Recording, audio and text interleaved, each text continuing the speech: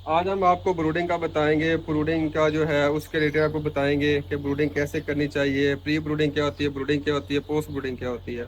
तो brooding management क्या होती है वो आपको बताएंगे। प्री ब्रूडिंग में ये है कि आपका शेड वॉश होना चाहिए, या आपने जो अगर घरों में गोल्डन मिस्री या एस्ट्रोलॉब या फैंसी बर्ड रखे हुए हैं तो जहाँ पे आपने चूज़ा लेके आना है वो एरिया आपका साफ़ होना चाहिए, उसकी क्लीनिंग होनी चाहिए डिसइंफेक्टेंट के साथ। और उसके बाद जो है वहाँ पे आपने उसके लीटर जो है वो प्रॉपर होना चाहिए, या उसके ऊपर जो ब्रूडिंग पेपर है वो बिछाना चाहिए। तो ये बिछाने के बाद उसके बाद आपने लाइट का बंदोबस्त करना है, उसका टेम्परेचर का बंदोबस्त करना है। जब आपका ये सारा हो जाए, आपने राइस हस्क वगैरह या छिलका वगैरह डाल दिया है, चावल का छिलका या वुड शेवर जो मिसाल के तौर पर लकड़ी का बुर्दा होता है वो डाल दिया है, तो उसके बाद आपने अपना टेम्परेचर मेंटेन करना है। अगर तो आपका बर्ड सर्दियाँ हैं तो आपने 48 घंटे पहले ब्रूडर चलाना है, अगर गर्मी है तो 24 घंटे पहले ब्रूडर चलाना है। उसका टेम्परेचर आपने 32 से 34 डिग्री सेंटीग्रेड मेंटेन करना है। उसके बाद आपने लीटर का टेम्परेचर है वो मेंटेन करना है।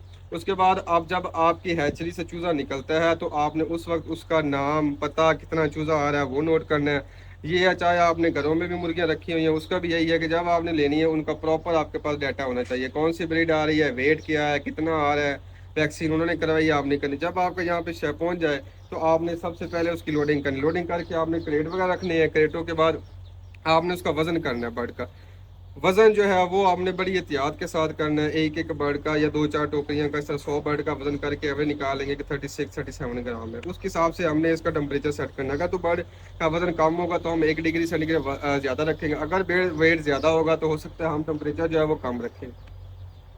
उसके बाद आपने इसको छोड़ देना है। फिर उसके बाद आपने प्रॉपर जो है ना, छोड़ने से पहले आपने जो उसके बर्तन वाली है ना प्लेटें, ये आपने कम से कम 80 बर्ड 60 बर्ड जो है ना ये प्लेटें रखनी है। प्लेटें रख के इसके ऊपर आपने फीड डाल देनी है।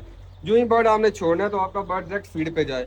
वाटर जो लाइन है ये आपने बिल्कुल उसके आई के लेवल पे रखनी है ताकि सारा चूजा जो है ना वो आपका पानी पे लगा रहे। उसके बाद आपने क्या करना है कि वाटर और फीड ये आपने करने के बाद चूजे को छोड़ देना है। चूजा फीड और वाटर जब लेगा तो आपको पता चल जाएगा कि इसकी आई लेवल पे है। आपने ब्रूडिंग का खास ख्याल रखना है, अच्छी ब्रूडिंग होती है अच्छी पैदावार, गंदी ब्रूडिंग गंदी पैदावार।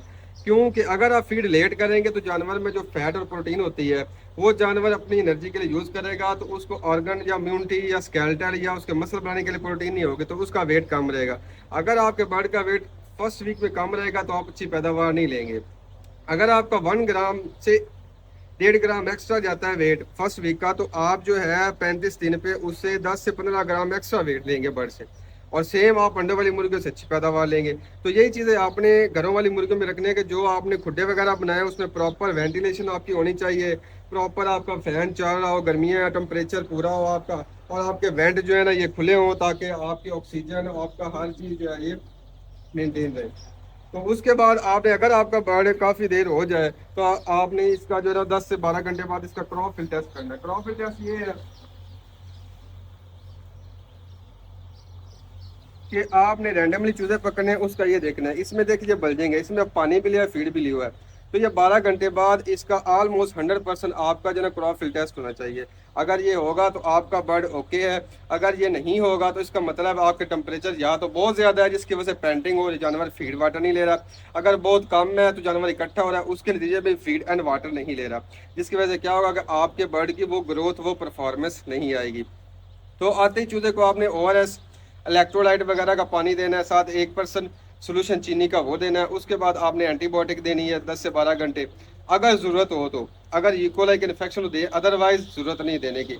और जिन्होंने घरों में रखी होती है तो उनको चाहिए कि वो ऑर्गेनिक एसिड जो है सिरका उसका पानी दे दें, या उसमें लेसन एक दो लेके उसकी गुठलियाँ उसको पानी में डाल के उसको उसका एक्सट्रैक्ट निकाल के वो दे, ताकि उसका GI सिस्टम में अच्छे माइक्रोबियल ग्रोथ हो और जो है ना गंदे बैक्टीरिया उनकी ग्रोथ ना हो, तो बर्ड जो है ना वो उसकी परफॉर्मेंस बेहतर रहेगी। तो अगर आपको कमर्शियल लेवल पे फिर आप एंटीबायोटिक यूज़ करेंगे। अगर आपने घरों में फैंसी बर्ड मिस्री गोल्डन एस्ट्रो रखे हुए तो फिर आप एंटीबायोटिक से परहेज करेंगे। आप देसी चीज़ें इसमें लहसुन है, अदरक है, ऑर्गेनिक एसिड है, जिस तरह सिरका है, इन चीज़ों का इस्तेमाल करेंगे। तो उम्मीद है आपको काफ़ी चीज़ें पता चल गई होंगी। अगर कोई क्वेश्चन वगैरह हो तो आप मुझे कमेंट्स करके पूछ सकते हैं। Thank you so much. अल्लाह हाफिज़।